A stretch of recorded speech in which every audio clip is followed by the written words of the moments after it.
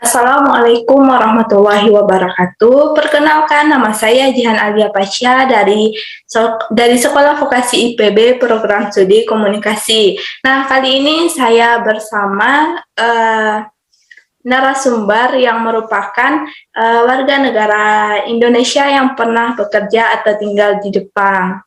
Halo Bang, apa kabar? Alhamdulillah sehat Jihan. Sehat.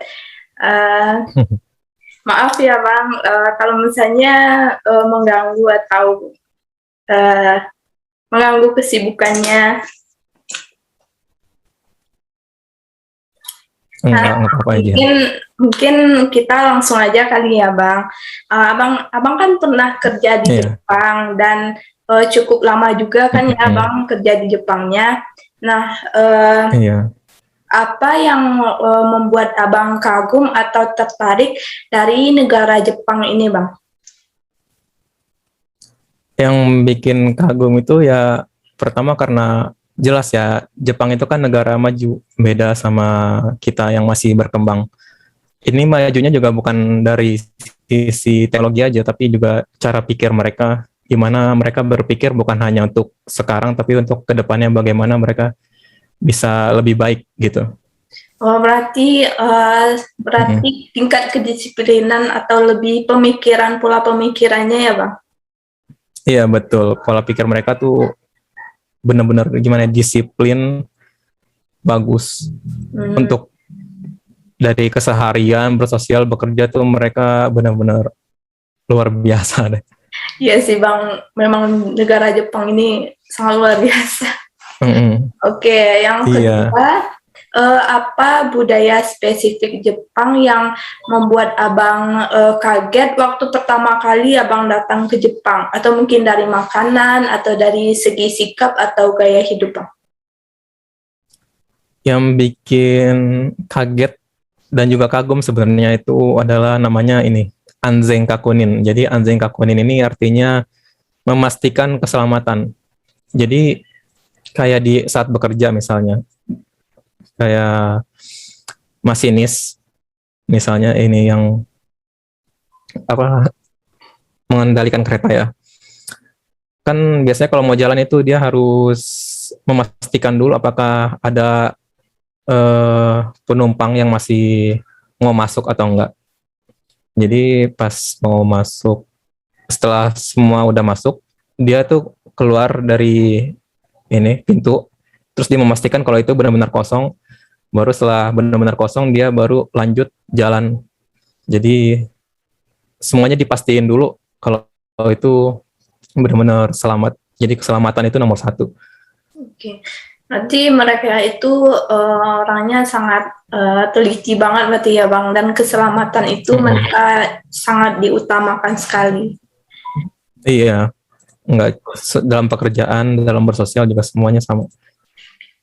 Nah, untuk pertanyaan yang terakhir nih Bang, Mm-mm. bagaimana cara Abang beradaptasi dengan kebudayaan Jepang, misalnya beradaptasi dari makanannya. Nah, kita kan tahu juga nih Bang, di Jepang itu kan negaranya kan mayoritasnya ada yang nggak punya agama, ada yang agama Hindu atau Buddha, lebih Islam itu lebih minoritas lah Bang. Nah, dari segi Mm-mm. makanan itu bagaimana cara Abang menyesuaikan diri, dan dari segi lainnya bagaimana Bang? Kalau dari makanan, ya mungkin pilih-pilih jadinya kalau mau makan ya. Nggak sembarang restoran kita masuk. Kadang kalau mau ke restoran kita tanya dulu ke ininya, ke pelayannya di sini apakah makanannya itu apa terbuat apa ada daging babinya gitu kita tanyain dulu. Kalau misalnya nggak mau makan di luar, mending kita bikin sendiri aja, beli beli bahan-bahan sendiri, masak sendiri.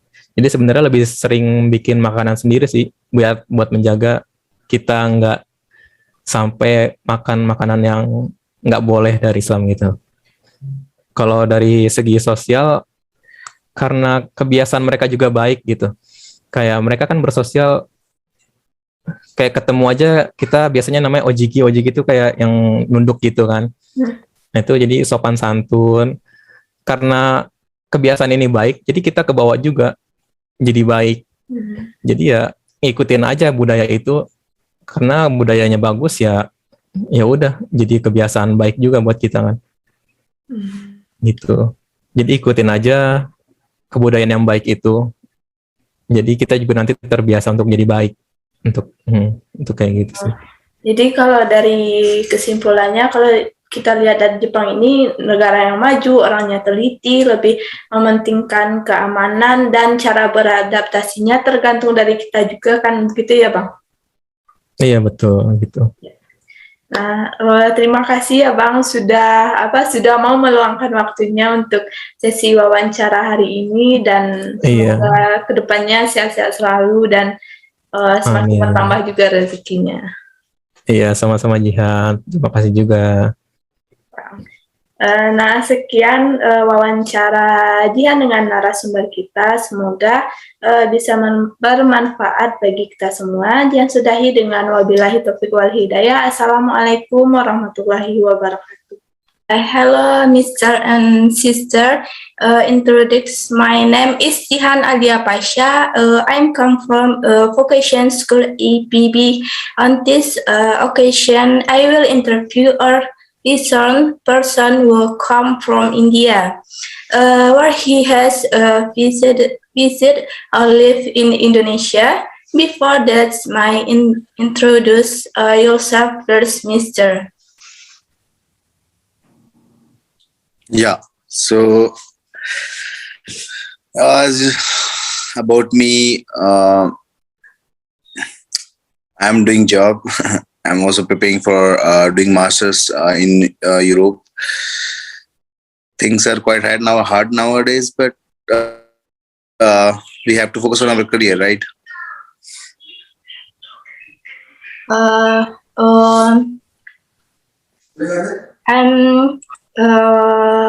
I'm one question for you.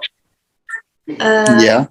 The one, what do you admire about Indonesia and interesting thing about Indonesia?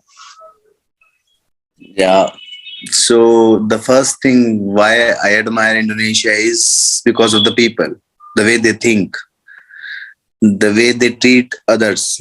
This is quite good. And about in culture senses, if you go, Indonesian people have a lot of culture, and it is quite amazing because when I was there during Ramadan. So like the way you guys celebrate or like you enjoy that festival, it's very rare. Like in India, there are Muslims too, but I have never till now never saw them enjoying like you guys are enjoying nowadays. So basic, if the difference between India and Indonesia is the people, I say. And now I was in Jakarta in 2018. I had a very good experience. Now I used to tell my friends like, you should go to Indonesia because of the culture and the people. It feels like there is no discrimination, biasing. These kind of things are not there. This is what I felt. Okay. For question number 2, what is the Indonesia culture that shocked you? The moment when I realized that when I was there, and Shara's father gave me a very traditional dress, and it was cool. And then we went to mosque for the prayers, and everyone was sitting like the way they were doing the prayers. It was like people were close, and the way they hugged after the prayers, it was quite different than like in India. When I went to mosque and I saw that after the prayers they ask for money. So it kind of like, it makes a bad impression. Like after prayer, you are asking the devotee for the money. That is not good, which happens in India. And in Indonesia, there's no such kind of things. Like people go there with like a pure heart. This is what I felt. Okay. Remember, did you remember about one thing that when you were here, that's not Eid Mubarak, that Idul Adha, Eid al Adha. Did you remember about the cow? When you see the Yeah. cow, that's make you shock also, right? No, I was like, I have never like saw so many cows at the same plate for this, like for the food purpose. But for me, what was quite shocked was like when Shara's uncle showed me the head of that cow, like that, and I was so scared. Like this is the first time I was watching that. So sometimes things takes time to digest, because for me it was like unbelievable. What just happened? Yeah, yeah. Because maybe in India, as we know, the majority is Hindu, right? So they're very respect the manifestation of the god. It means like a cow, but when he comes here in Eid al Adha, you can see when my uncle show the head of the cow to him. That's making shock. It was really very like it's not to forget this kind of things. I can never. Next question. How did you adaptation to Indonesia culture that is different from yours? Yeah, it's very like easy as per me, because if you will see from your culture and from your language too, there are so many things which is similar.